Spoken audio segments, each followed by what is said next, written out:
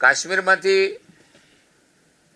2.5 લાખ લોકોને ભગાડી મૂક્યા, એની કોઈએ ન્યાયયાત્રા નથી કાઢી. ઇવન હું ગુજરાતમાં કહું છું, 19 કિસાનોની હત્યા કોંગ્રેસે કરી ગોળી મારીને.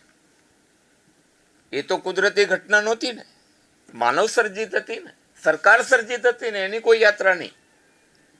આ રાજ્યમાં લઠ્ઠાકાંડથી એક દિવસમાં 160 મરી ગયા, એની કોઈ યાત્રા નહીં.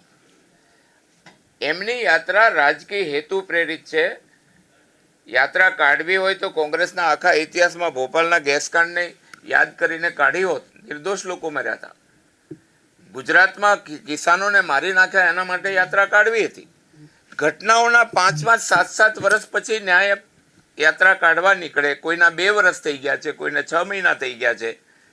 ન્યાય અને કોર્ટમાં કેસ ચાલી રહ્યા છે. સરકાર તરફથી સંપૂર્ણ મદદ જે કંઈ એક્સગ્રેશિયાથી માંડીને આપવાની હતી સરકારે આપી પણ છે.